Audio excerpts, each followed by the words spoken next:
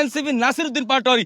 আমি তাকে বলতে চাই, আপনি এখনো সাবধান হয়ে যান, আবল তাবল আর কথা বলবেন না। এবং আমাদের দেশের প্রধানমন্ত্রী দেশনায়ক তারেক রহমান নির্বাচনের আগে বাংলাদেশের মানুষের জন্য কয়েকটি বিষয় নিয়ে ঘোষণা দিয়েছে। একটি হচ্ছে ফ্যামিলি কার্ড, একটি হচ্ছে কৃষক কার্ড।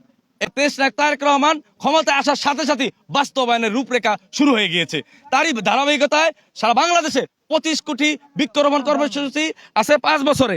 তাই আমরা ওই তারেক রহমানের নির্দেশ অনুযায়ী সারা বাংলাদেশে ছাত্রদল, যুবদল এবং বিএনপির অঙ্গ সংগঠন এবং সরকারিভাবে প্রত্যেকটি জায়গায় বৃক্ষরোপণ কর্মসূচি করে দিয়েছি।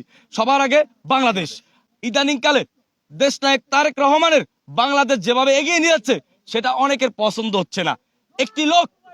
একটি লোক উন্নয়নের সহ্য হচ্ছে না, কয়েকটি লোক, তার মধ্যে নাসিরউদ্দিন পাটোয়ারি নামের এক ব্যক্তি আছে, সে কি জানি কোন দল করে, ও এনসিপি নাসিরউদ্দিন পাটোয়ারি।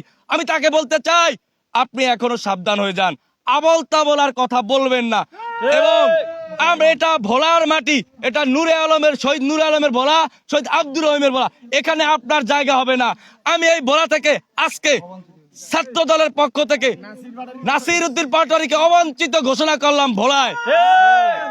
তাকে আমরা ভোলায় ঢুকতে দেব না। এই বেয়াদব কুলাঙ্গার, জাতির শত্রু, দেশের শত্রু, একে আমরা ভোলায় জায়গা দিব না। এই জন্য ভোলায় না ঢুকতে পারে। তাকে আমরা ভোলায় ঢুকলে তার ব্যবস্থা আমরা করব।